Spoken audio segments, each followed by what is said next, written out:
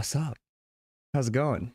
Yo. Welcome to our first VOTS Talks episode with very special guest, Tyler Tate of Holofront. I wish I had a sound cue for like cheering and confetti.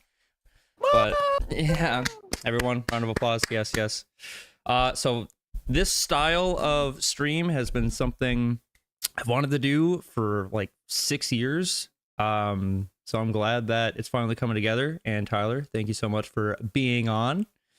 Very excited to chat. It's been a long time since we've gotten to personally catch up. So we're just going to hang out with everyone and chat. We got Megan and Kier. Welcome in. And if you guys have any questions throughout the stream, feel free to drop them by. And yeah, read off questions. We'll hang out. Yeah. How's it going? Sweet. How you guys feeling?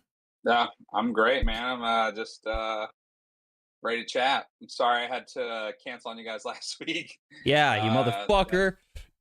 I know. I double booked, but yeah, but it was for something important, right?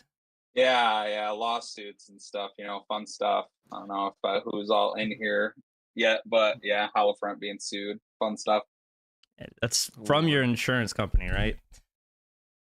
Well, they're not our insurance company anymore. Oh, but yeah, I hope not. Company. Yeah, we couldn't, in good faith, keep paying them a monthly payment. Yeah, knowing that they were trying to come after us for a lot of money.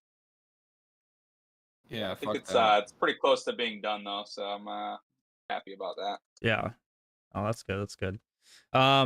So it was your merch guy, right? In the accident, he was the one that had like the most injuries. He doing all right? What was his name? Was it Davian? Yeah. Davian. He got the shit end of the stick on that one for sure. He had to go to the bathroom or something. That was why we were trying to pull over. But most of the band members were asleep. And then I woke up to crash Davian screaming because his shoulders got a bone popping almost out of his skin, and it was pretty bad. And then they took him to the hospital and basically were like, we can't do anything. What? And they were like, you got to leave because he didn't have insurance in their network or whatever. So they kicked him out of the hospital, and then we ended up flying him home and finishing the tour. That was just that was a wild tour. Yeah, that was right at the beginning, like a weekend or something. Yeah. We had is he doing okay now? After that. I say yes, but he definitely has issues still, like, because it took him a while. The Progressive kind of screwed him, like they denied him at first any kind of medical coverage, even though we had $1 million policy on the vehicle and the occupants of the vehicle. And so they basically told him no. So he ended up waiting over a month before they finally started paying for. So he had like a month of healing, that wasn't supposed to be happening. He should have had surgery like immediately. Right. It probably would be, but now he's going to have lifelong complications because of it. Can't really lift heavy stuff anymore. Yeah, he's what a mess. I feel bad for him. Yeah, it's sucks. Yeah, the whole situation sucks. Obviously, it's an accident, so it's not like we're saying anybody's fault, but it just ends up coming down to being like we got screwed hardcore. Got screwed hardcore. Yeah, but paying for the insurance in case something like this happens, and then it just becomes like a whole. Well, apparently, and I don't know if you guys plan on any band members in here that tour. Like, if you have a merch guy and you're paying him a weekly rate, you better have workman's comp insurance if you're an LLC, because if we would have had that, and it apparently doesn't cost that much to like get it up front or whatever. But like, we would have had that, Davian would be fine, and we would be fine because we've been covered. But they don't tell you that stuff when they're giving you a commercial, because we had a commercial policy. It wasn't like so as a business, it's our responsibility because according to the government, it's our responsibility to cover their medical expenses. But we're a band that makes no money. So it's we're a metalcore band, dude. I don't know what you want from me. Yeah. So it's like and Progressive thought we were like a way bigger band than we are. I don't, they thought we could pay them back lots and lots of money, but we can't. We're pretty much had a very rough couple years, so we're kind of just down to the bare bones. Got to build ourselves back up. Yeah. Damn. Well, fuck them. Yeah, no, that's really shitty. I am curious if anyone in chat, are you familiar with Holofront? I would imagine you are, because Tyler featured on our song Lab Rat on not our previous album, but the one before that. Banger, by the way. Doesn't even know the name of it. Bloodshot, yeah. Yeah, so I'm pretty sure that was the only feature we've had, right? I think Tyler, you're the only one we've actually really collabed with. We had one in Divided. Oh, okay. Well, at that time though, Tyler was our first. At that time, yeah. Yeah. So the first feature, yeah. I appreciate it. I'm happy you guys asked me. Yeah, no, fucking love your part on that. It's so sick. We don't really do features either, but we've recently just started, so we have one new feature coming up on our new stuff. Oh, nice. That's cool. Nice. I suppose you can't tease that yet, huh? Got to keep that under wraps. Yeah, I probably can't say too much. Yeah, for sure. Yeah, it's coming. You're gonna find out. Yeah. Well, that's exciting. Dude, we had a whole list of people we wanted. We're like, oh, man, we should hit up all these people for features. We got nothing secured for the next one, but I was like, why not? Why not have like an album where you have like a couple of them on there or something? Because we haven't really dabbled with it too much, but technically I guess we have two because Dakota is featuring, but he's not really. He was in the band when he left the band. It didn't make sense to just leave him off as featuring. Wanted it to be, when you have a feature, you want to highlight the person that's not in your band, like right. Featuring Dakota Alvarez, like we just wanted to be like, he's not in the band, but we still want to recognize his contribution and him as an individual artist, So it's no, I thought that was really cool that that's actually like the title of the track. Yeah. People are pissed. Some people are pissed about it. Really? I was like, I don't know. It's like I'm like he's not in the band anymore. What do you want me to do? Like I couldn't hold a guy hostage. Yeah. I wanted to. I was gonna go to his house, steal him. All I had to do was get some chicken wings and some anime, and then I could just keep them in my basement. But it's the beauty of the internet. It's filled with people who have no idea what's going on about anything, but they just feel like I'm gonna get mad and like vocalize that to you, Tyler. How dare you? Yeah. The guy was like, I'm pissed, and I was like, there's nothing to be pissed about. And he's like, well, I just feel like I'm getting ripped off or something he was saying. I don't know, because Dakota left. I was like, he's like, I just got into you guys, and I was like, well, I'm sorry.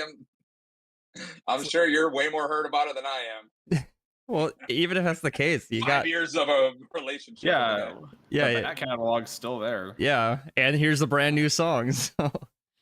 And there's another one coming. So. Hey, is it like soon, or is it going to be?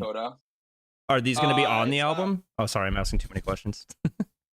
I don't really care that much about that kind of stuff. I won't say dates or names or anything like that. But yeah, I've been pretty vocal on we were recording an album and it's done. So yeah. Both those songs will be on the new album, and the other one isn't a single, so it's something that you have to pick up the record to listen to, kind of a thing. I'm excited for it. I like the other song a lot too, but the reason we did Letting Go is because it was majority Dakota. I have maybe like 2 parts in that whole song, but just made sense to make that his like farewell, public farewell. Yeah, definitely. Highlighting his talent, Mm-hmm. So then, was that a song that was already like written and recorded fully before he decided to step away, or like how did that even kind of go down?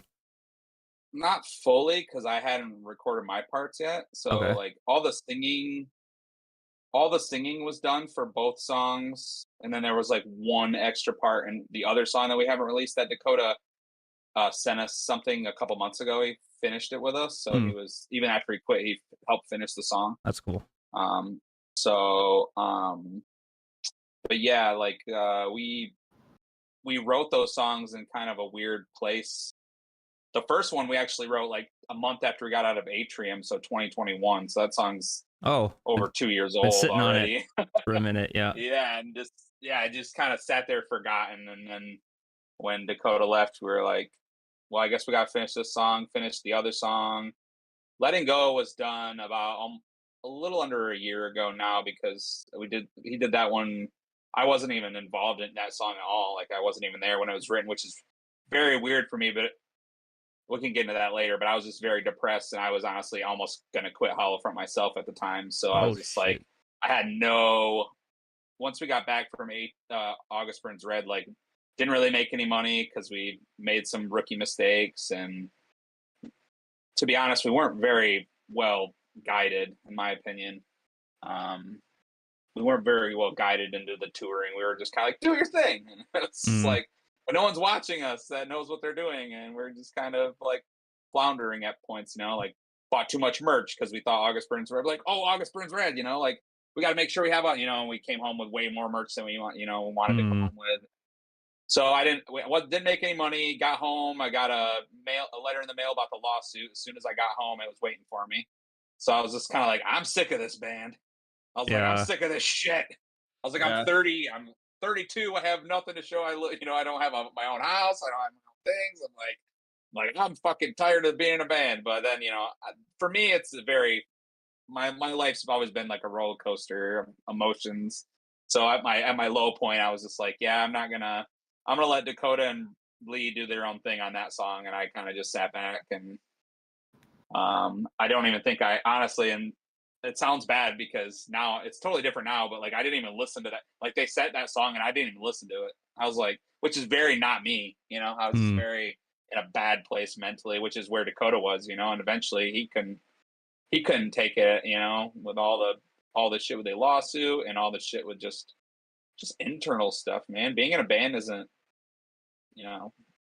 cakewalk, that's for sure. It's not just plugging in some amps and playing and just having fun. It's like, well, you're around those people a lot. You're touring, and everybody gets on everybody's nerves, even though you get along for the most part, but still there's, when you're stuck in a metal box with somebody for 6 weeks at a time, shit just gets, it's not fun at some points. the longest tour we've done was 3 weeks, and even then it was starting to be like, oh my god, this is 6 weeks, holy crap. And you guys did a handful of big tours. Yeah, we did 3 big ones that were like 6+ weeks, and we just did a 3-week one with Barry Tomorrow. But even then it was like, I don't think there's any difference between a 3-week and a 6-week. I sounds crazy, but I don't. Like, I started to get, even on the 3-week, I was like, oh well, on a 6-week tour, I'm not tired until like week 5. Week 5, week 6 is where I'm like, I'm ready to go home. Like, I'm ready for my bed. I'm kind of tired of talking to people every night. I'm tired of talking to these people in this van, especially. But like on the 3-week tour, that's how I was feeling week 2, week 3. It's like you just know the end's coming, so you just kind of start anticipating home.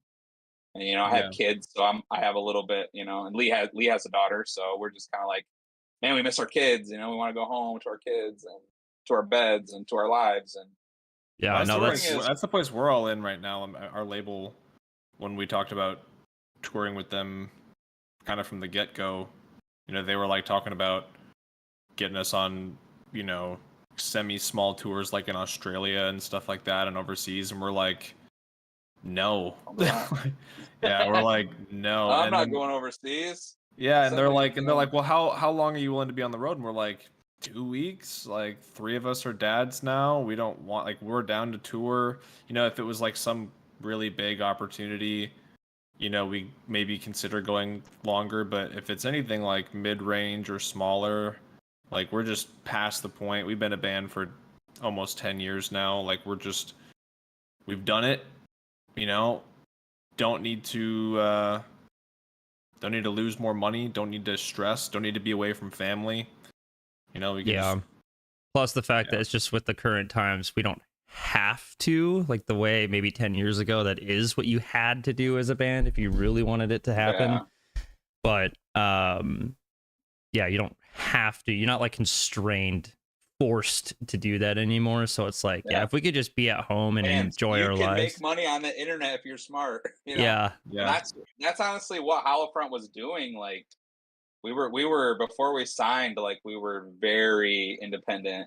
Like we had a surplus of money. And then when those royalties stop coming in because you've signed all your rights away, like you start to suffer from that, you know? You're not seeing that consistent monthly payment from what's it called? DistroKid. That's what we use. DistroKid, yeah. Kept wanting to say Discord, but that's what we're on right now. I'm a boomer. Sorry, guys. Yeah, DistroKid. You know, like that. Like it's and it's stressful. Be on the road straight, not even that. Just like the safety factor of it now. It's something I think about a lot because like around any corner could be, you know, the end, which is really shitty. You know, it's like when you're first touring, you're like, we're invincible, and then you get into an accident and you're like, ooh, we're not invincible, and shit's gonna happen, and it happens every tour. Something happens, you know. Yeah, it's scary because you want to think that it's not gonna happen to you, but it's just, you know, it can be sketchy. I've been seeing a lot of accidents, man. I've been seeing a lot of bands getting accidents lately. Exactly. I feel like constantly there's like a new headline that I'll read of a band, you know, flipping their whole rig, and it's scary because, you know, like you said, people usually aren't secured on those things either. They're not buckled up and shit like that. They're either sitting down or they're in their bunk or some shit, you know what I mean? And like that's dangerous stuff, man. Yeah, I think it's also too, it's just people. Oh, sorry, go on.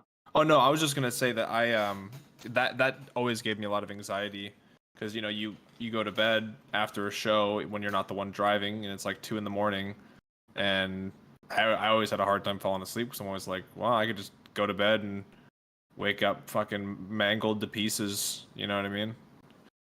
Yeah, I used to night drive, and last tour was the first tour that I started morning driving, and I like that so much better. I was like, I don't want to, because after, you know, not sleeping really well anyways, and then you are up all day in and out of the venue, going to walk around to get food or whatever, and then the show starts and you're kind of in show mode, you know, so you're at the merch table, you're backstage, you're mingling with the bands, and then it's your set, and then your set's over, you gotta load out, and then you gotta also then go back to the merch table, and like you have all this like mental drainage of physical work plus mental work because you're talking to fans and you're trying to engage everyone the same. You don't want anyone's experience to be different. You don't want everyone to come in and leave thinking, oh, Holofront's super nice, and like they took the time to chat with me and that kind of thing. And yeah, then to be on all the time.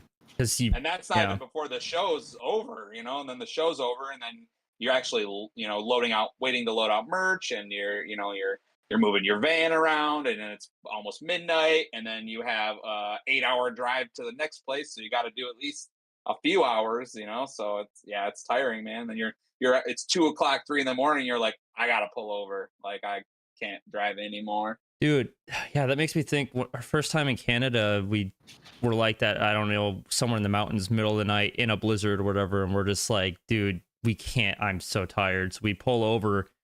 There's nowhere to pull over, so it's just on the freeway, on like a curve down a mountain, and we're all like getting in our bunks. But then semis would just come and like shake the thing because it's so close. We're like, dude, we can't stop here. We gotta keep going, man. So we just had to keep driving until we found like a town. Yeah, no, it's really tiring, for sure. Good times. Yeah. We're scaring all the people in the comments. Yeah. They're all in the section. They're like, nah, we're never tour. No, touring's so fun, dude. Yeah. I'm not saying I'm not saying we're not gonna tour again, because it'll happen, but it's just for now I'm kind of happy being at home and just kind of. Well, this is like just a new chapter. It feels like a new era for Holofront, like with Dakota leaving and this adjustment to the way you guys are looking at tours. So like how are you guys or like what's been the experience, I guess, with this new album, and like what's kind of like your vision on like the new Hollow Front, I guess.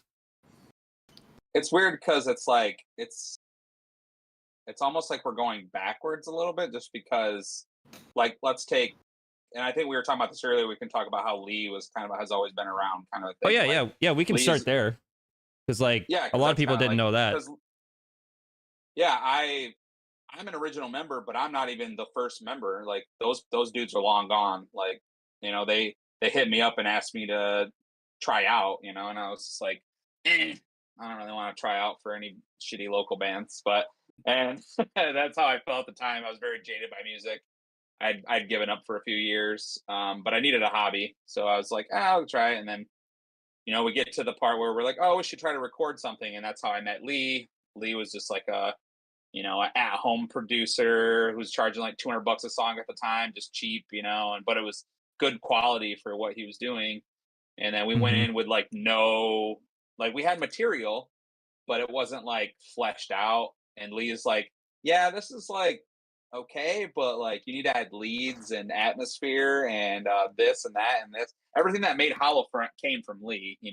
Our piano kind of stuff, our Mm. very synth kind of stuff, our um and then yeah, like, so Homewrecker had 5 other band members, like real band members, but when Still Life came around, people started to fall off, and people weren't like bringing in material. Like, so Lee was kind of like, you know what, fuck them. Let's just you and I will write this, and Oh, okay. we wrote 90% of the album. I know there's probably like 10% like little riffs here and there that the members at the time, because Dakota wasn't in the band at the time, Brandon wasn't in the band at the time. It was just very old school Hollow Front. And so we Yes. Still Life is Megan in chat saying Lee Albrecht. That is how you say his last name, right? Albrecht. Albrecht, yeah, Albrecht. Yep. yeah. Okay. Yeah, he's German as fuck. No, not really, but I guess technically he is, but not really. I don't know. Anyways, bad joke. So he came in and was like, let's just write Still Life together, and like basically me and him were just side by side. And I think that's kind of what we're going back to, because Dakota wasn't in the band. There was no singing. The one singing part on the album was done by somebody else that I ended up redoing because we didn't want his voice on the album. It was in the song Backbone. So that was your first time recording singing, or? For this band, yeah. Okay. I mean, I've been in other bands and I try to sing, but Okay. I'd never worked with someone that actually knew how to record somebody singing, basically. Gotcha. Because there's a difference between just singing into a microphone and having someone that knows how to actually get a good take out of you, and For sure. how to pitch correct and all that. Because I'm not perfect. There's Dakota. Everything he does is auto tune and pitch correct. It's just that's how it goes. Yep. That's how all singers are. Mhm. But yeah, so it was just me and him, and it just kind of felt like we added Dakota and Brandon, and then Devin came in at and this was all kind of orchestrated between me and Lee. Lee was kind of like in the background. He was like the godfather, like he was like Oz or something behind the curtain, and pulling the strings, kind of talking me into cutting ties with band members that weren't good for the band, and that kind of a thing. And so me and him basically became partners, but he was still producing. And so we did like all Loose Threads. He wrote all that except for the one song he didn't write was the song that Dakota wrote was called Wishful Thinking. And Dakota had some like riffs here and there, like chord progressions that we used. But yeah, basically all the songs are him, all Lee. And then so was he the one that was Threads approaching you, that was like, hey, we should try and get someone else to like sing and like go more in a melodic direction? Or like, did he already know Dakota? Or like, yeah, we already knew Dakota before he joined the band. He was in a band called Elan Vital, which he's done like anime covers and stuff like that. That's gotten him popular with that. Yeah, like I remember seeing his Kingdom Hearts or something. Yeah, Kingdom Hearts. Yeah, so he was doing that, and I know he's a very good guitar player, and an amazing singer. So I'm like, we needed a guitar player, and why not have somebody like Dakota originally came in and he didn't sing anything for till Loose Thread. So he was in the band for almost 2 years before he okay. I started didn't know singing. He was just playing guitar, and we were just playing our heavy songs. Like Still Life has no real singing. It's mostly just me. Well, 100% me, and then there's like one screaming part from our old bass player that we never took out. We just left it in. But yeah, so then Dakota joined and was like, well, you have a voice, like you're an amazing singer. He wanted to sing and we wanted him to sing, and that's kind of like, yeah. It just made So sense, yeah. Lee suggested it, but I was the one that reached out to Dakota and got him to join. Cool. And then yeah, for the same thing for Devin too. Like at the time when Devin joined, like Lee was like, I met Devin, he's a great drummer, you should have him in the band. That's kind of how that, you know. Like no offense to Cody, love Cody a lot, and I'm sure he'll never even hear this, but he just wasn't as good of a drummer as Devin was, and didn't have the drive that Devin did at that time. Yeah, so Lee's been around like the whole time. So when we came to this new record, it didn't really feel different, you know, because it was like, and I love Dakota a lot, but there was a lot of times where he wasn't there because he was working or something. Like he would just come in to record his parts, but I was always there, you know, and I was always sitting in the chair next to Lee as he was writing, and you know, and I'm obviously not a musician. I don't play any instruments, but there's a couple of things on Loose Threads, especially where I was like, talked him into doing something different that changed the song, you know, having input. And, yeah, as much as I can, you know. And sometimes I'd make stupid noises with my mouth, and he'll go, "Oh, don't do that," you know. Like, yeah, do it like. He's like, "Shut up, dude. Shut the fuck up." No, but yeah. So this record that we were, you know, is no release date. I'm not telling you anything. But it's coming. Yeah. So it just felt kind of like we were going back.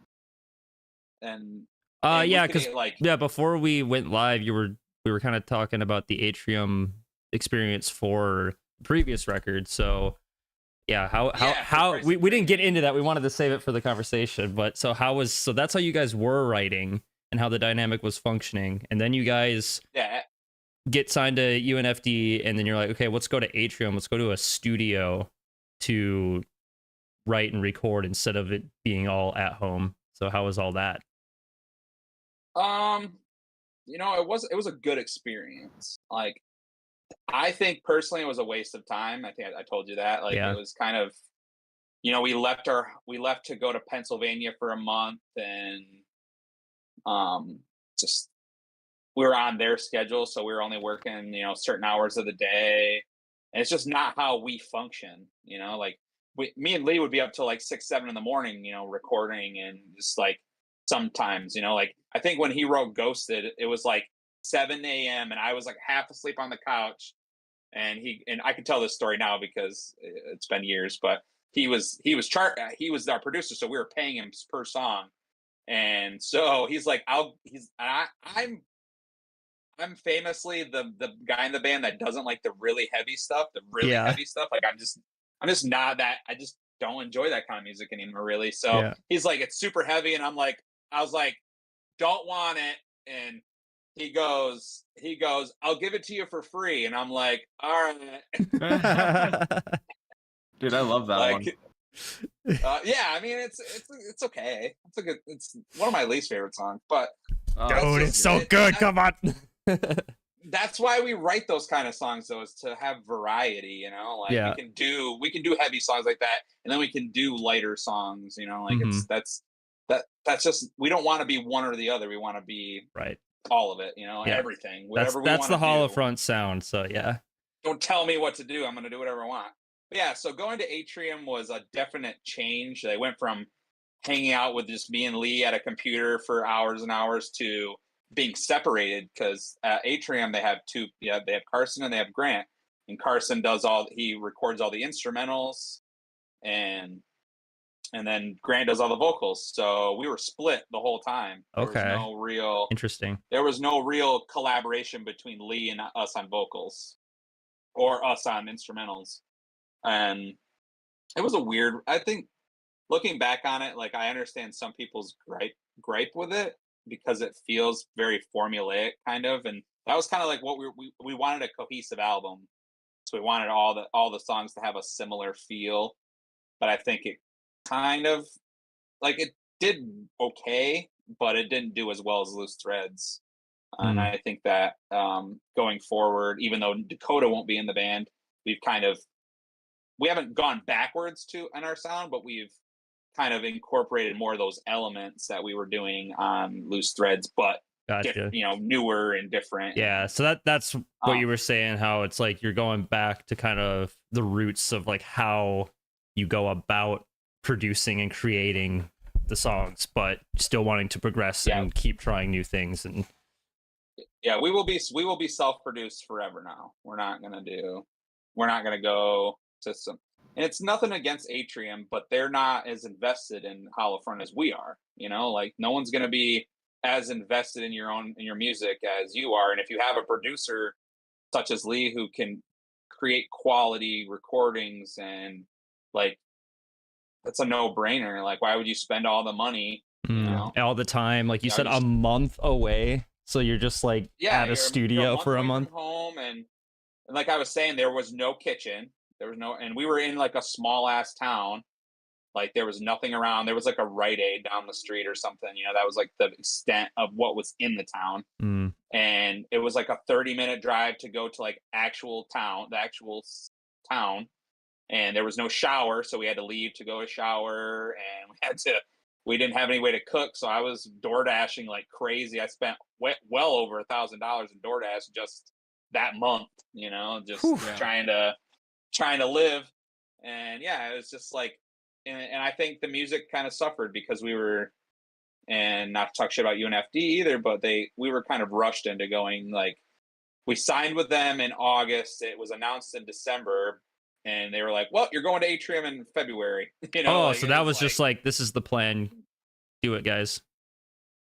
Yeah, and I mean, obviously, we were very gung ho, so it wasn't like we were pushing back. We're like, we can do this. We can do. For sure. We want to prove that we can do this, and yeah, it's a very short amount of time to write an album, but let's do it. Yeah, and you're hyped. You're like, let's go.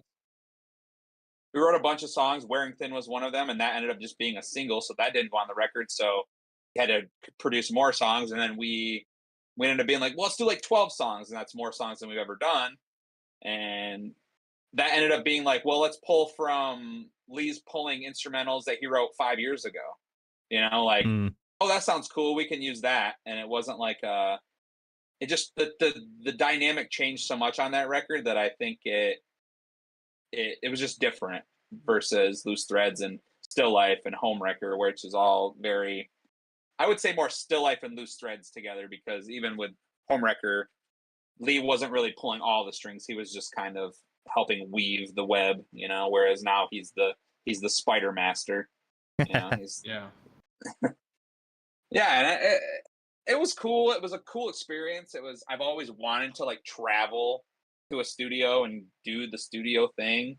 But once it happened, and like the revision process was kind of hard working with other people that aren't as invested in your music as you. So it just makes more sense for us to do it ourselves. And then if we want someone to master it, or something at that level, kind of do something our own. Or if we want to work with we'd rather put money into working with other songwriters, not really, as far as paying someone to creating recording it, I guess. Yeah, we just want to work co-writers or something. But we didn't do that on this album. We kind of felt like once Dakota left, it was like we have to switch gears quick, because it was like we'd already booked the time to record, and Dakota was on board with doing the record, but we were just kind of like, it was kind of like, I'll do the record because I'm contractually obligated. I don't really want to do it because I'm not mentally in a space to do it. So we were just kind of like, love you to death, but we want to figure out what our sound will be like. We don't want to wait another 2 years to figure out what our sound will be like without you. So we just kind of, once he quit, we're like, yeah, we're just going to do the record on our own. And we will put the songs that we recorded with you on it, and he was cool with it. And, it was very cordial. But yeah, we wanted to kind of move forward. We wanted to see because there's no replacing Dakota. And I've said this in many comments, and since Letting Go came out, there's no replacing Dakota. Like, he's such a unique vocalist in this genre that we'll never find someone as good as him as far as unique wise. So Yeah. and I have a little bit of an abandonment issue, you know. I mean, I don't want to have another person come and become a face of the band, because when you have two vocalists, the other vocalist like becomes a face of the band. And it was just like, well, let's just try to see what we can do with me, because I've sang in the past on Afflicted, I sang in Thick as Blood, and I sang in some other songs like here and there. But we gave the spotlight to Dakota because he's phenomenal. You know, and I was happy to. I was like, yeah, give him the hard job, you know. I'll just stay over here and scream, you know. That screaming's easy for me.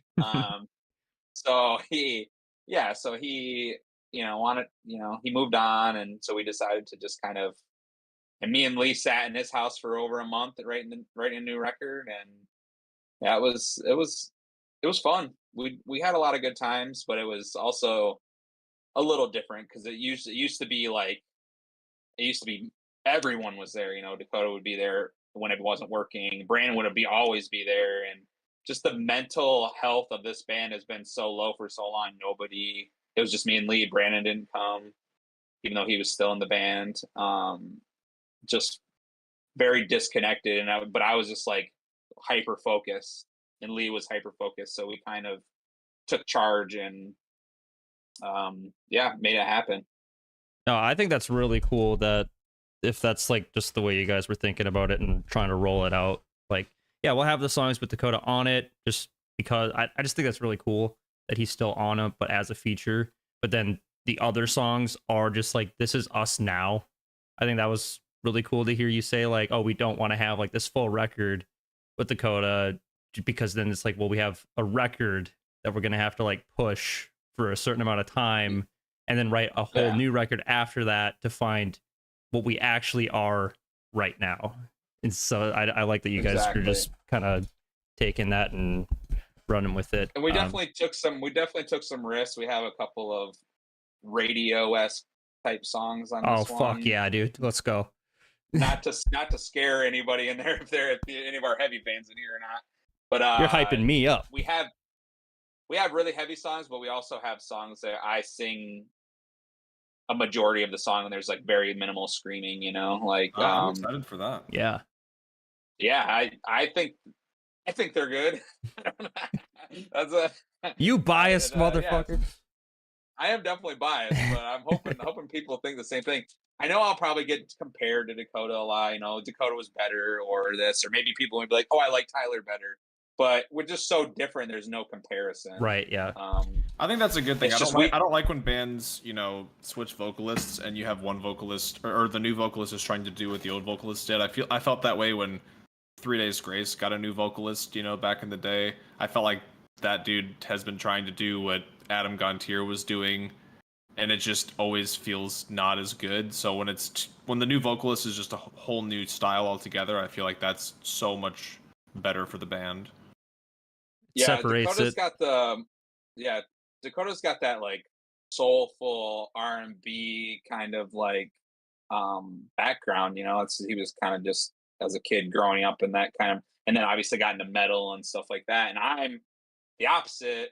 I listened to like pop and stuff in the 90s, but I was more like grunge and, you know, like and alternative rock in the late 90s and like the early 2000s, you know, like with like just that kind of like that wave of alternative rock, metal, whatever you guys want to call it. Mm-hmm. So my voice has a lot more distortion to it, and it's a lot more, you know, I could go and sing a Creed cover or something and probably do all right, you know, like that kind of. Yeah. And I'm not saying it sounds like that, but it's a lot more. You got more of the vibe versus. Yeah. It's a lot more rock vibe than it is like the I don't want to say wrong, but like an emo kind of like it's not as clean. It's more gritty. Yeah. Yeah, and I have some parts where I do go super clean. Mm-hmm. But it's a little different. It's a lot different than Dakota, but I'm happy with what we did.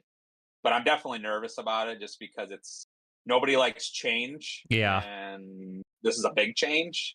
Mm-hmm. So it's either people are going to come along for the ride or they're going to jump off the ship, which is, you know, I can't control that. All Yeah. I can do is just keep doing what I want to do and what I like to do, and that's the thing. Holofront's always just done what we want to do. We're not trying to be mainstream. We're not trying to be soft. We're not trying to be heavy. We're just what we are. We're all of it. You know, we're just doing everything we want.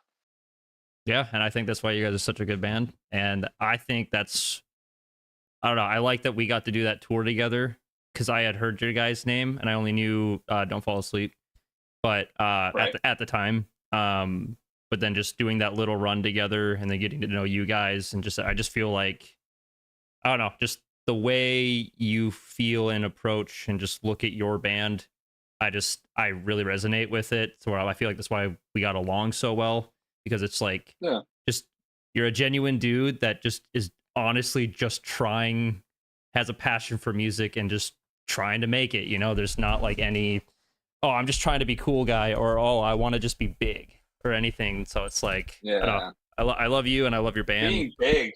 Thank you, bro. I think that's a.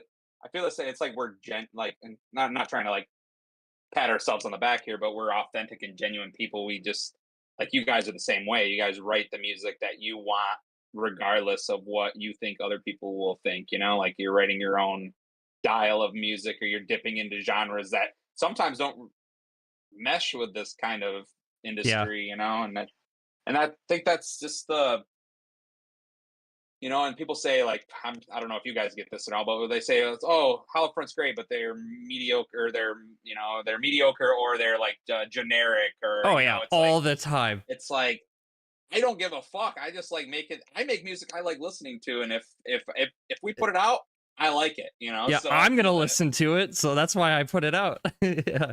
yeah. I've never been like the person that's like I need everyone to love me. You know, that was never Holofront. Holofront got popularity, semi whatever you want to call it, on its own. It was an accident. I didn't try. I didn't even try. I was like dead set against any kind of like touring or any when the band started. I was like, I got kids and I'm just freshly divorced, and there's no way I can tour. There's no way I can do this. There's no. And then once the internet, you get like that luck on the internet, and you start seeing a growth that you never imagined. It's like fuck. Well, I do want to do these things. It's just got to make sense. And then you do them and it either made sense or it didn't make sense, and I've had both where I've done a tour where I come back and I'm like, that was amazing. That was awesome. And then like another tour I come back and I'm like, that was the worst fucking thing ever. And I don't want to do it again.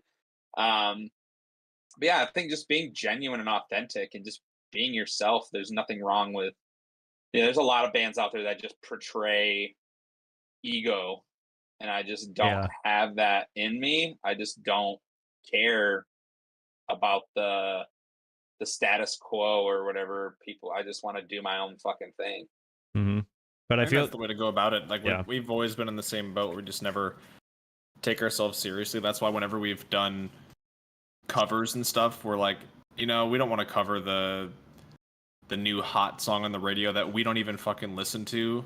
Like, but people do Yeah. it because they know it's gonna, So we're like, we fucking love Nickelback. We love Linkin Park. We love In Sync. The first cover we ever did was an In Sync song.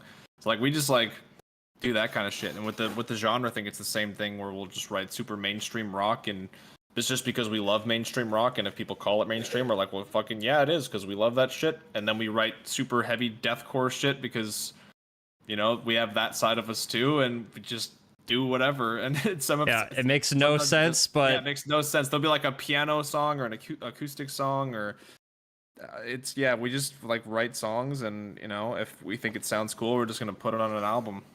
There you go. To me, that's more interesting though, because I have a problem with the metal genre. To be honest, I don't listen to a lot of newer bands or even either. bands that I used to listen to that are putting out new material.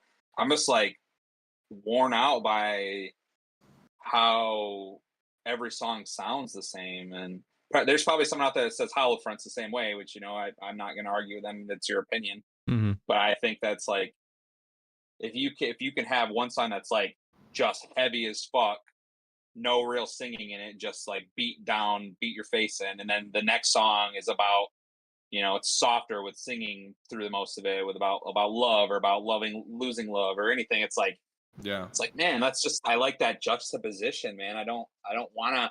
I can't sit and listen to a record of like the same thing over and over and over. It just gets boring. Yeah, that was something I really noticed about my music taste was like, I don't know, even 10 years ago in high school is like, because that is how records were. But then I'm like, after you digest a record like that, when I think back to like all the core records I would listen to, when it's the same sound all the way through 10, 11 tracks, after some time, you end up only really coming back to one or two of the best of that sound.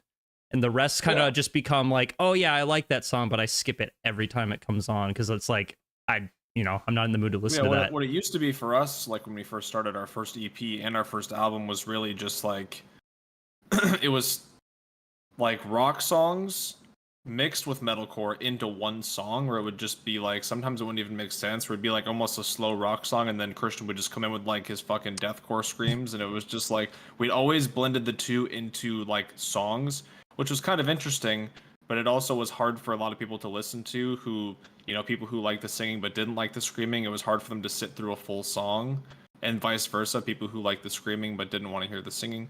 So then over the years, we've just kind of split it up to where we have songs that are mostly rock, and then we have songs that are super heavy, and then maybe we'll throw in one or two that are more of a mix. But yeah, because I just got to the point where even though I'm not gonna put out a song that I hate, I'm gonna put out a song I have to at least like it to a certain extent. But I noticed, like, when I think back to some songs from like our early first couple records, where it's like you just get to the point where you've heard it, it's been out enough, but then you're like, I would have changed this. I so would, like, this whole screaming part in this part, I would have just taken that out. It should have been singing.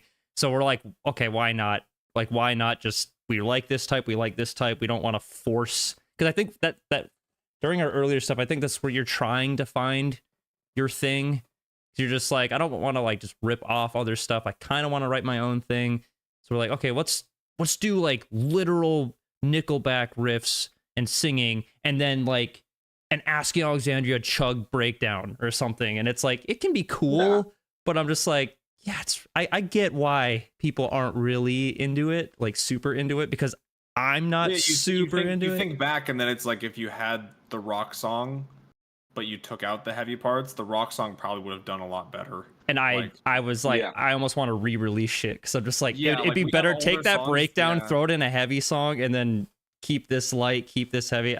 I like blending, but like you said, like if you're listening to an album, it's just the dynamic to showcase, here's what I like. Listening to the same thing, like where it's like heavy and light in the same song, and just listening to that same thing 10 times in a row, having it mixed up where it's like, oh, you have a light song, then a heavy song, then it makes things stand out more. Pop song, yeah. I think we still do the light and heavy stuff in song, but it's more like, it's not like our like, there's no breakdowns, there's no beat down parts or any kind of like super heavy vocals. It's more like I do a more of like an emotional vocal. I mean, I don't know what the technical genre would be, but you guys are like, it's like ambient, like melodic metalcore, where it's like you're blending both. But I feel like, since like for what I was referencing to were songs where it's literally Breaking Benjamin, but all of a sudden there's it doesn't have like that ambient like flow, like it doesn't mix, where like you're out of place, where your guys' stuff, even though you're heavy and light, it's still like is bridged together to give it like that melodic metalcore sound. You guys were younger, so that's the when I luckily Holofront, like Lee was such a good, he'd written thousands of songs, so at that point, and he was in another band, so he just knew how to write songs. But the bands I'd been in before that, man,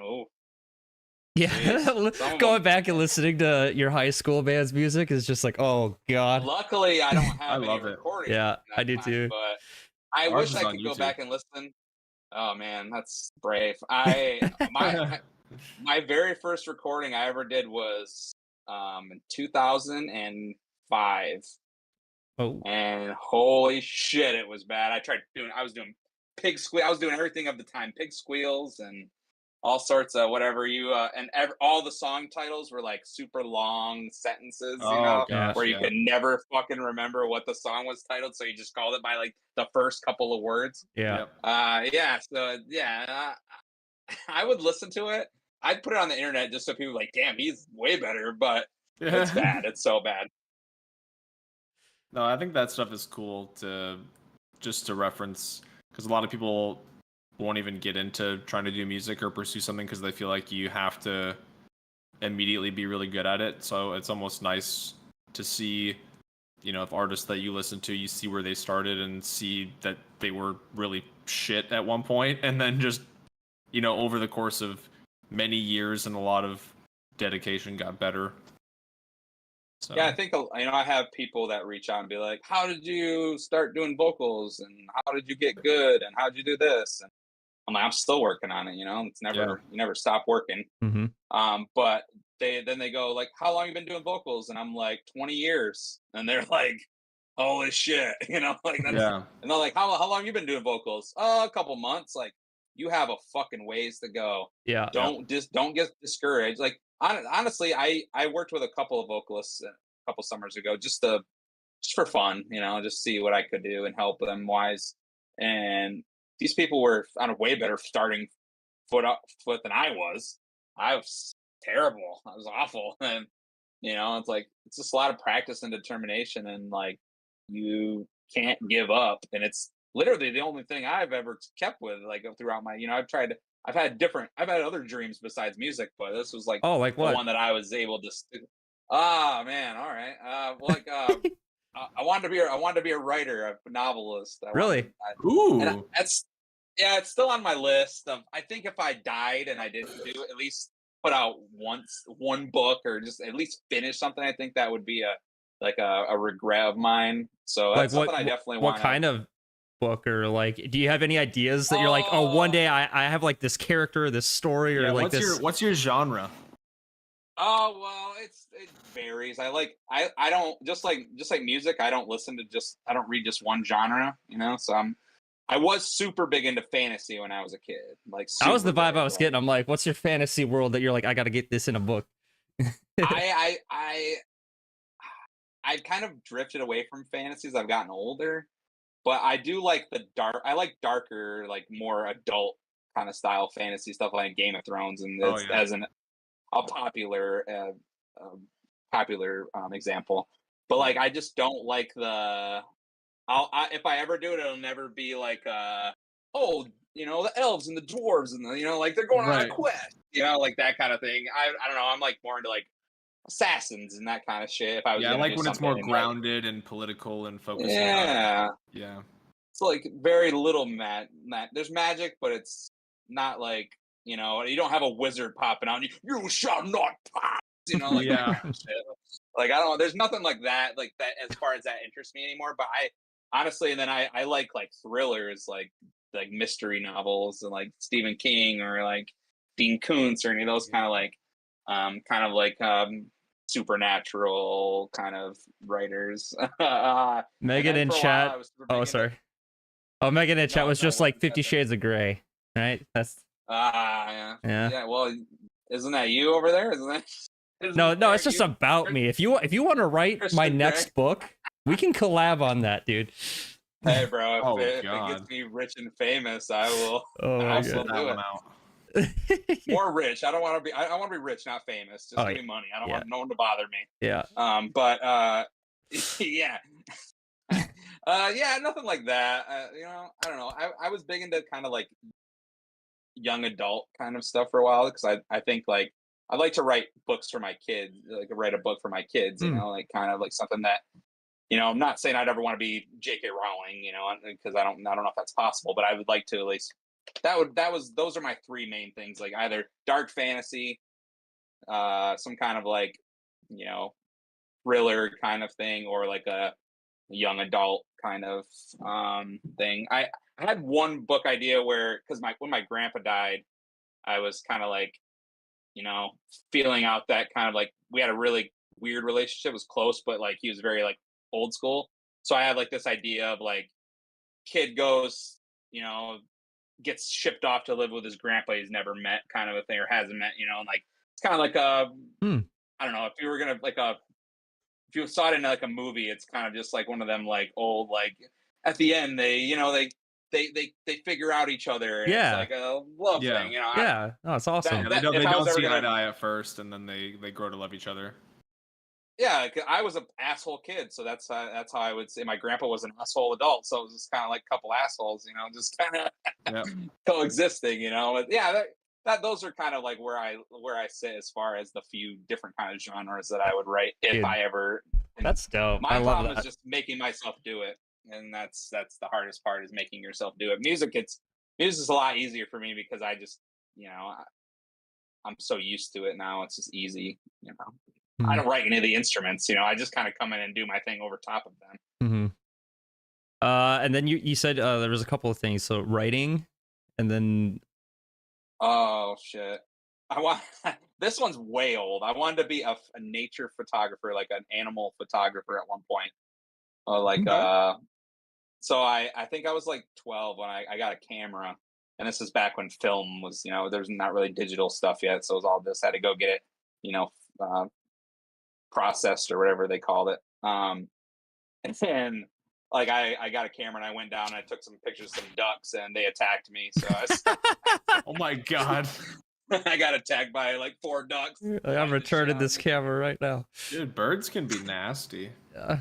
Yeah. So yeah, that was you know, I've always been a dreamer, man. When ever since I was a kid, I always had big dreams. So I wanted to be an actor at one point, which I'm glad I didn't go back. That's Logan. I fucking hate acting, to be honest. Anytime we do music videos or something like Treading Water, like I had to act in that a little bit. And I'm like, this is fucking so terrible. I'm so glad that we're taking like a campy, goofy approach with this, because I can't be serious. Like I can't, like I'm just not the serious actor. Yeah, that's what you wanted to be, Logan. It was that or music. Yeah. Yeah, I did a lot of theater and stuff. He's got the when I was face. younger. He's got the beautiful face for it. You could do it. You could have did it. Oh, stop it. Yeah, I did. I actually that's how I got into singing. I was cast the lead in Footloose. And that was the first time I ever did a musical, because I was not comfortable singing in front of people, but I did that when I was 18. Because the director that I worked with at my high school like pushed me to try it, and so then I auditioned and I got it, and then went from playing bass in VOTS to playing bass and singing. Or no, Drums. Yeah, I went from playing drums to playing bass and singing, and then just singing. Yeah, we played 2 Like shows you're with him shy. playing bass and singing, and he would just stop playing bass to sing, or he would I would just just like play open notes, like I wouldn't even play anything else. I would just There's because like- I would be you need to just Backtracking, sing. dude. Yeah. That's what we should have Backtrack the done. bass. But instead, it was just a muddied open note through the PA, like. Yeah, but the shows we were playing were so like in tiny rooms that it Yeah, didn't it was matter so anyway. Even with track bass, it would have sounded like crap. But It sounded like shit anyways, no matter what. yeah. Yeah, I don't think it would have helped me sing in key back then, to be honest. Yeah. Yeah, I originally wanted to go in like the video game developer route, like do concept art for characters and whatever. And that's literally the only thing I wanted to do until Logan got a guitar and started doing the Angus Young skip. And I'm like, dude, you look so cool. I want a guitar. So then he's like, well, we can't both play guitar, so I'll get drums and you play guitar, and then we just started writing music. But Hey man, dude, that's sick. You guys are wild. Still doing it. I would have been doing video game stuff. Logan would have been acting. You would have been getting attacked by animals. Yeah, getting Yeah, attacked by probably. ducks. He He would have been writing horror novels. A horror Writing horror about a novels about duck. ducks. Yeah. Hey man, those fuckers was kind of scary. To be fair, I was throwing bread at them to get them to come closer, and I think that they were because there was no zoom on the camera. You know, you had to Oh. get pretty close. Yeah. A little too close. Yeah, Damn. it was yeah, short-lived dream. I wanted to be Steve Irwin for a while. I wanted to be Leonardo DiCaprio for a while. Yeah, and then I wanted to be in a boy band for a while. I wanted to be Ooh. like Backstreet Boys or something. Yeah, I was just and then obviously I got into older, and I was like, I like heavy music, and got lucky enough to find a bunch of 14-year-old kids that sucked at music that wanted to suck with me, and we just sucked for a while. Yeah, that's how you get started, though. You know. Everybody's got to suck at some point. Nobody starts out not sucking.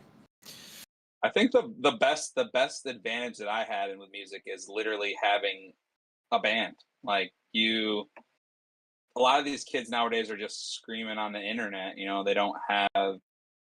It's not the same thing as going to your buddy's house every day after school and practicing until it got dark. You know, like that's Mhm. just like that's all we did. Like that's literally we would at school. I'd be writing lyrics, you know, and like not paying attention to school. You know, I'd just be like writing lyrics and waiting for the bell to ring so I could go scream and whatever I was singing to at the time, but I wasn't very good. But yeah, just like I wanted to do it, and I didn't care, and I had all that practice years and years, all the way through high school. I practiced almost every day, you know, and a lot of people Cool. don't have that option because it's like there aren't really bands Yeah. anymore, like new bands.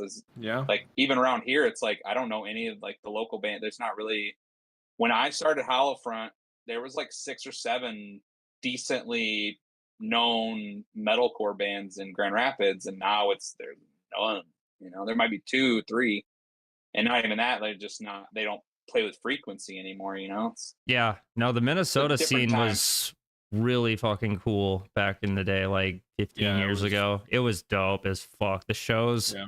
were packed, and there were just some local bands, because it was like Facebook was becoming like the new way to market yourself online. So like at the time, I remember the dude that started our band, they were like the biggest band in the scene locally, and they had 4,000 likes on Facebook. But they were like gods, because like no one else in the scene has even 1,000 likes, you know. And it was just like, it was just so new. And then as social media kind of really became the norm, it just like our local scene just fell apart, and it just all became competition. Who can get more views, who can get more likes, who can get more attention. And so no one was really playing or going to shows anymore. And it was all just too pretentious, and it killed it. Yeah, a lot I of think people got music. big heads. Yeah, I think it was better when it was MySpace. Oh yeah. Show my age here.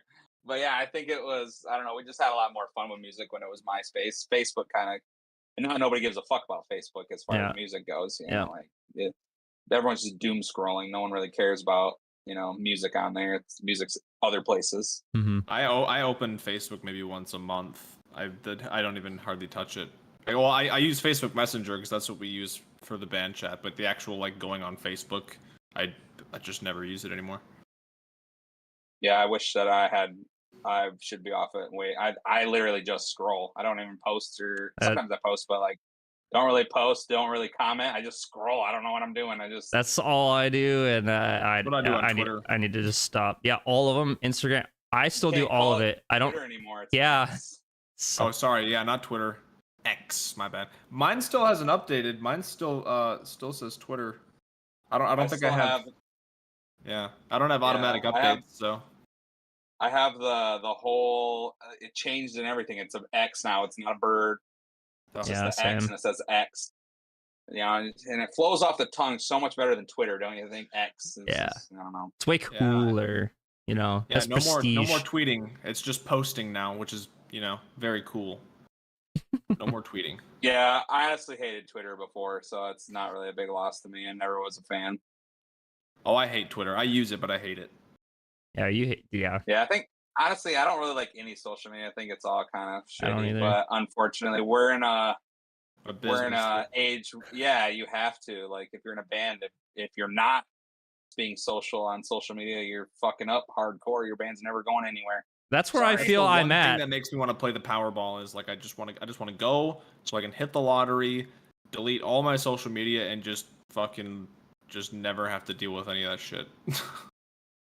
Yeah, That would be amazing. that's where I'm at. Like, I feel like, dude, I need to post more. I need to share more, because I just don't care. So all I do, I'm just like a viewer, like you were saying, like you just scroll and like see what people are doing, but I hardly interact or comment or do anything, and I hardly post. And I'm just like, but then isn't this just a waste of time for me then? Like, if I don't even want to be doing this, but I feel like I need to know what's going on for some reason. Well, you're addicted. It's an addiction. Yeah. It's I don't know. For some reason, because I mean, 15 years ago, the only way you could get on this stuff was on your computer, and I didn't have a laptop at the time. It's just Yeah. like, and you didn't have a phone screen that you can do it. And I remember when I got a smartphone, I was like, ugh, crack or something. It's just like, this is amazing. I can read books on here. I can watch porn on here. I can do it. I can do whatever on here. And yeah, I think that's become a detriment to a society as a whole. Nobody has to go outside to experience anything anymore. They just go on their phone and they're like, oh, I was just in Bora Bora, Yeah, when I'm That's like great. sitting waiting for a haircut, I actively try to just like, I'm just gonna sit my phone down and look around this room, and 5 seconds later I'm bored as shit because I looked at every wall. Like, what? I'm like, oh, it's so much more interesting to just scroll. But I'm like, no, okay, I'll just stare at the wall until I called up for my haircut, I guess. Yeah, times are a changing, that's Yeah. for sure. Yeah, you've been doing more vocal, like little clips for Reels and TikTok, right? I mean, I was doing a hardcore, and then we did the album, Oh, okay. and that was like, there's no way I can do both. Like, I have to try to focus It's all my so attention on the weird how album. much it takes for just a little cover, a little teeny thing like that. But you're like, so much actually goes into producing content like that at a consistent Yeah. pace too.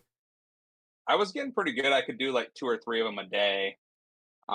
Just like, they're like 30-second clips, and it's Yeah. just trying to get them. And I want to go back to I'm going to get back into doing it. It's just, yeah, there's just been so much going on that's just takes more precedent over the internet, For sure. But I enjoy that kind of content. Like, because it's like, and I want to get more into, like, because I've been doing more metal stuff, but I want to actually get better at recording singing vocals so that I can do early 2000s music and 90s music and stuff that I actually listen to. Maybe some Creed, as you And teased earlier. I'll drop some Creed. I would A love little that. bit of 6 feet from the edge, and I'm thinking. Yeah, there it is. Which they're back this year. I don't know. I might I've want to go see heard. them if it doesn't cost $1 million fucking dollars. It can't be worse than that Taylor Swift tour. I heard that was. I don't Yeah. understand. I watched this one video, and these people had to take out a loan to go see her, and I'm like, Oh my God. that is the fucking definition of irresponsibility. Like, if There was something a story. costs There was a story yesterday, or no, it was 2 days ago, where it was. I saw it all over. Where this guy like sold his house to go see Travis Scott in some other country, and then 2 days before the show, Travis Scott canceled. Oh. Yeah, so not only did his dumbass sell his house, but then he didn't even get to go to the show. Oh my See, God. shit like that. It's like, I don't understand. That's mental illness right there. That's Like, I'm crazy. sorry, but that's craziness. Like, I'd have a hard time buying myself underwear.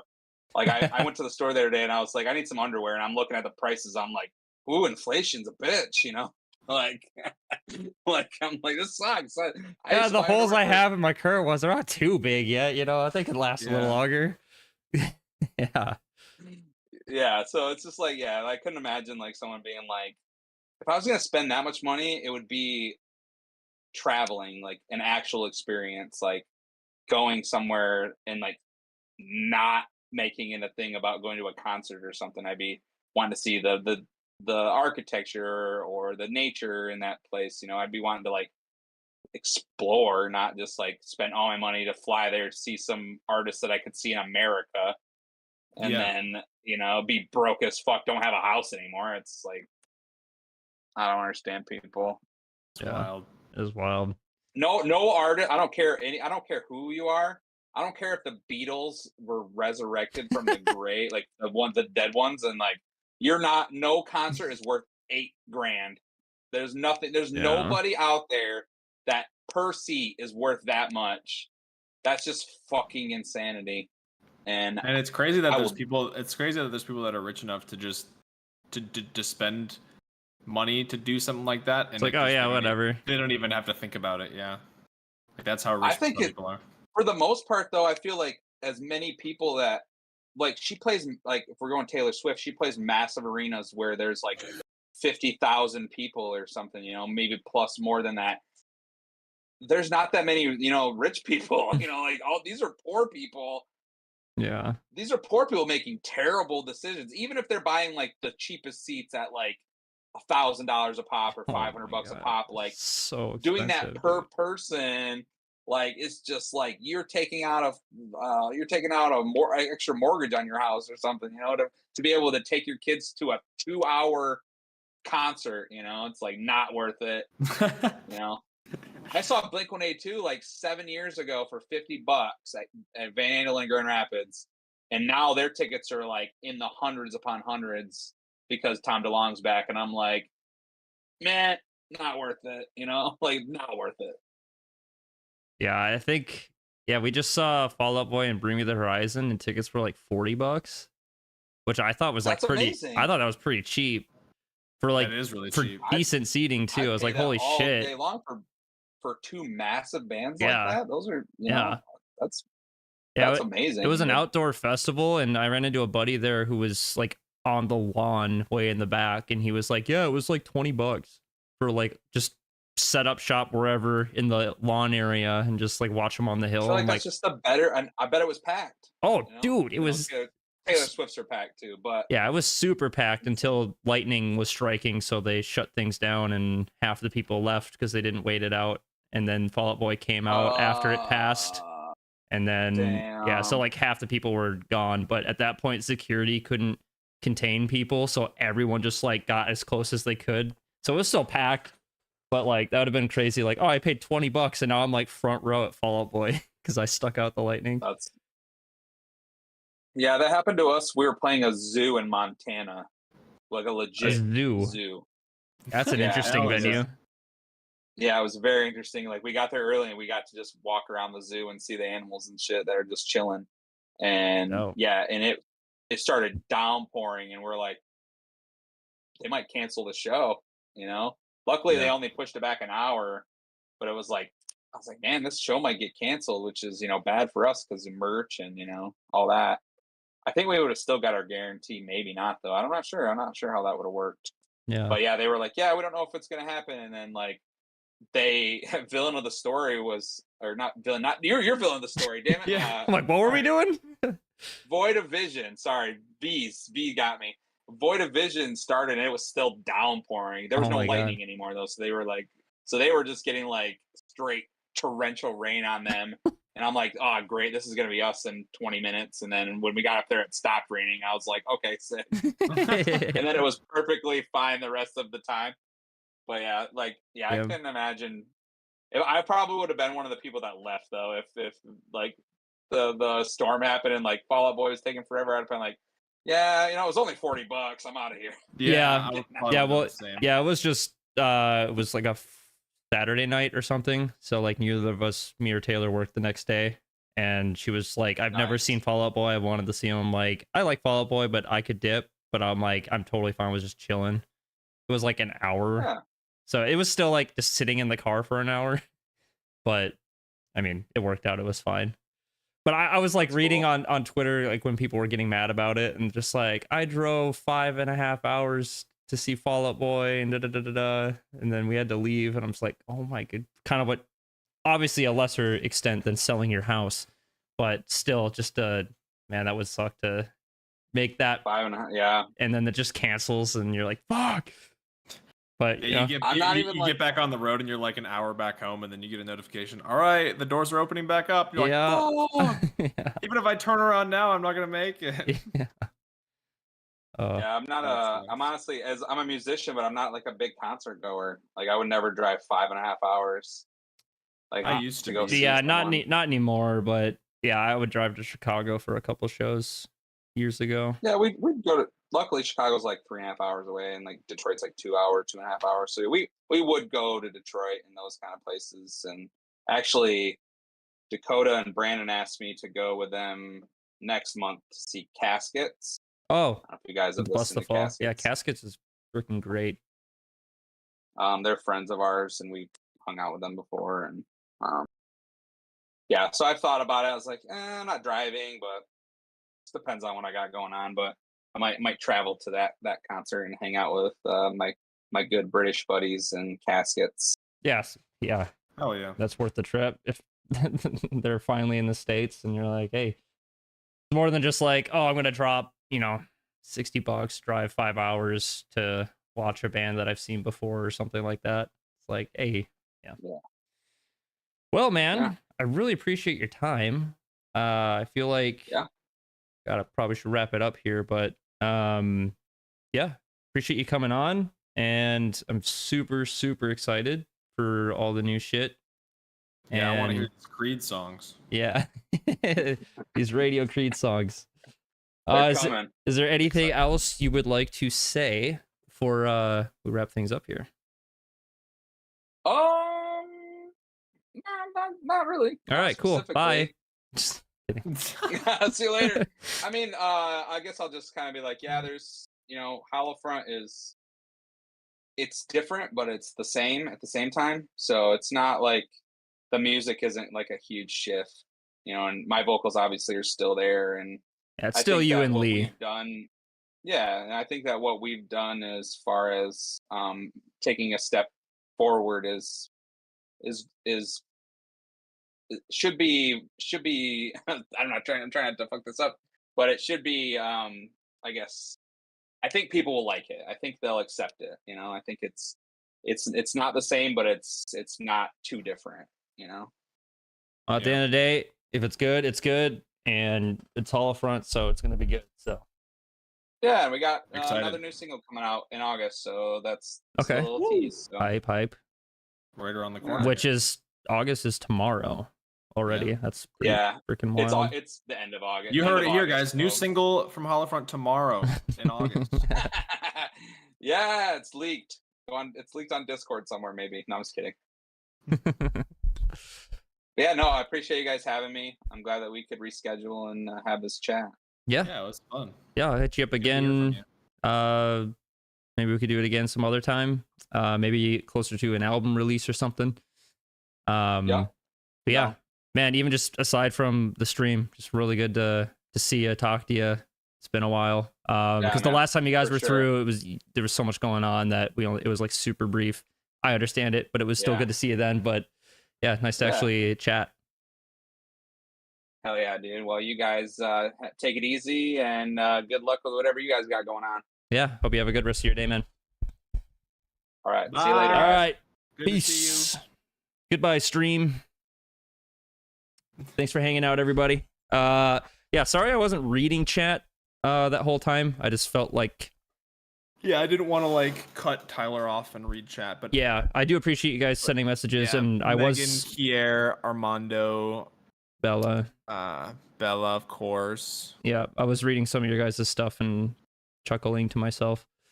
Yeah, I was chuckling on the inside. Yeah, definitely. Ooh, Lucas from Holding Absence. That would be wild. I've never talked to him before. I would love him to feature on a song. Yeah, just put me to shame.